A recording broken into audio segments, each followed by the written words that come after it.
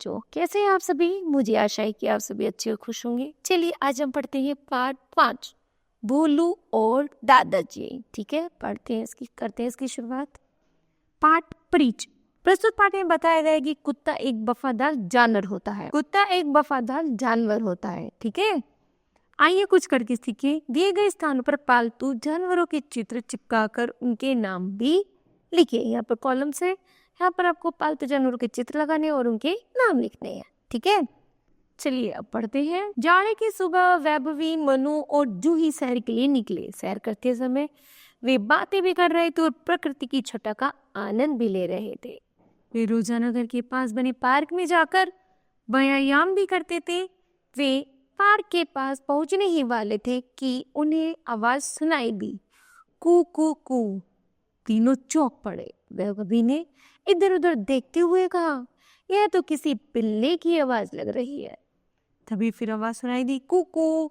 जूही तुरंत बोली, लगता है सामने के नाले में कोई पिल्ला गिर गया है। चलो चल कर देखते हैं। तीनों नाले में जाकर देखा तो एक नन्हा सा पिल्ला दुबका पड़ा था। बेचारा ठंड से कैसे कांप रहा था। मनु ने पिल्ले की ओर देखते हुए कहा, दादी इसे यहाँ से निकाल लो ना। नन्हा मनु पिल्ले को नाले से निकालने के लिए बेचैन हो उठा। मैं नाले में उतरकर पिल्ले को निकालती हूँ, कहती हुई जूही नाले में उतर गई। नाला सूखा था, इसलिए जूही को कोई खास परेशानी नहीं हुई। जूही ने पिल्ले को पकड़ने के लिए जो ही हाथ बढ़ाया, वह डरकर और दुबक गया। अरे भाई डरो नहीं, हम तो तुम्हारी मदद करने के लिए आए हैं, कहती हुई जूही ने पिल्ले को उठाया और नाले के पास खड़ी वैभवी से कहा, लो पकड़ो इसे। वैभवी ने पिल्ले को थाम लिया। बेचारा ठंड से कांप रहा था, इसे घर ले चलते हैं, मनु बोला। तीनों घर की ओर चल पड़े। घर पहुंचे तो देखा दादाजी बगीचे में व्यायाम कर रहे थे। वैभव की गोद में पिल्ले को देखते ही दादाजी ने मुंह बनाया, अरे इसे कहाँ से उठा लाए तुम लोग? जाओ इसे बाहर छोड़ दो। दादाजी बेचारा नाले में गिर पड़ा था, वैभवी बोली, और ठंड से कांप रहा था। मनु बोला, कितना छोटा सा है, पता नहीं बेचारे ने दूध भी पिया है कि नहीं। जूही बोल उठी, देखिए ना दादाजी, नाले में गिरने से इसके पैर में चोट भी लग गई है। वैभवी बोली। वैभवी ने पिल्ले को साफ किया। मनु ने रुई से दवा लगाकर पिल्ले के पैर में लगी चोट को साफ किया। तब तक जूही माँ से एक प्याले में पिल्ले के लिए दूध मांगकर ले आई। दूध पीते पिल्ले को देख मनु बोला, दादी इसका कुछ नाम तो रखना पड़ेगा। हाँ देखो ना, यह कितना भोला दिखता है, क्यों ना हम इसका नाम भोलू रख दे। सबकी सलाह से पिल्ले का नाम भोलू रख दिया गया। गरम दूध पीते ही भोलू में जान आ गई। वह उठकर चलने लगा। उसकी ठुमकती चाल देख मनु ताली बजाने लगा। माँ देखो कैसा खिलौना सा लग रहा है, कितना अच्छा है ना। माँ को भी भोलू भा गया। रात को सोने से पहले तीनों भाई बहन में बहस होने लगी कि भोलू किसके पास सोएगा। तभी माँ ने कहा, भोलू को कोई अपने बिस्तर पर नहीं सुलाएगा, मैं इसके सोने की व्यवस्था करती हूँ। माँ ने पुरानी गद्दी एक चौकी के ऊपर बिछाकर उसके ऊपर चादर डाल भोलू के लिए बिछोना तैयार कर दिया। भोलू के आधे ही बच्चों की दिनचर्या बदल गई। सुबह सैर पर जाते तो भोलू को साथ लेकर जाते, स्कूल से आते ही भोलू के साथ खेलने लगते। भोलू के काम में भी तीनों मिलजुल कर करते। भोलू के गले में पट्टा भी डाल दिया गया था। भोलू माँ और पिताजी के साथ भी खेलता था। पिताजी के दफ्तर से लौटते उनके आगे पीछे कूदता। बच्चों के स्कूल जाने के बाद दिन भर माँ और दादी के ही पीछे पीछे घूमता।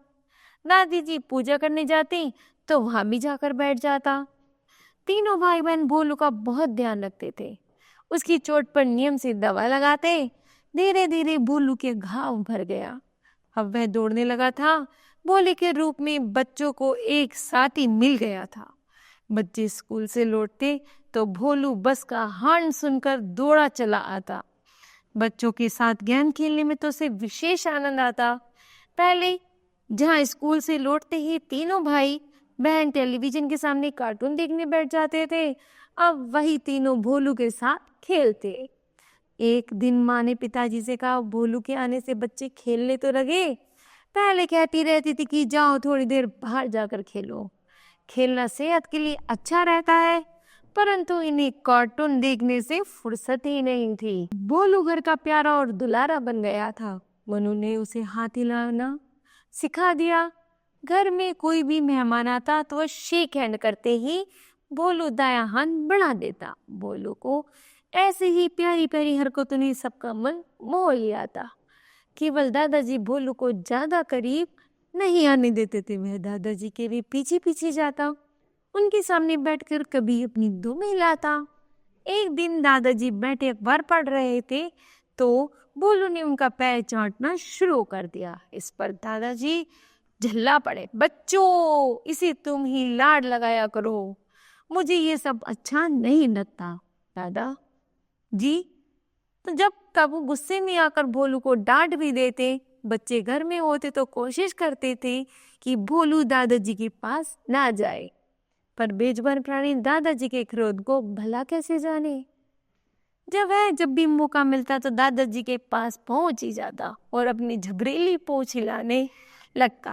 दादी कहती, देखा कैसे पूंछ हिला रहा है, इसे प्यार करके देखो तो सही, तुम्हें बड़ा अच्छा लगेगा। इस पर दादाजी तुरंत जवाब देते, मुझे यह कुत्ते बिल्कुल भी अच्छे नहीं लगते हैं, तुम ही लोग इसे प्यार करो और इसके नखरे सहो, मुझसे तो इससे दूर ही न हो जाने की तरह। एक दिन दादाजी सब्जी लेने बाजार गए तो भोलू भी उनके पीछे पीछे गया। अरे यह क्या, भोलू दादाजी की गोद में था और दादाजी उसे सहला रहे थे। भोलू के सिर पर प्यार से हाथ फेरते हुए उन्होंने बताया, सब्जी वाले को पैसे देने के लिए जैसे ही मैंने पर्स निकाला, एक बदमाश मेरा पर्स छीनकर भागने लगा। भोलू ने देखा और उस बदमाश पर ऐसे झपटा मारा कि बदमाश को पर्स वापस छोड़कर भागना पड़ा।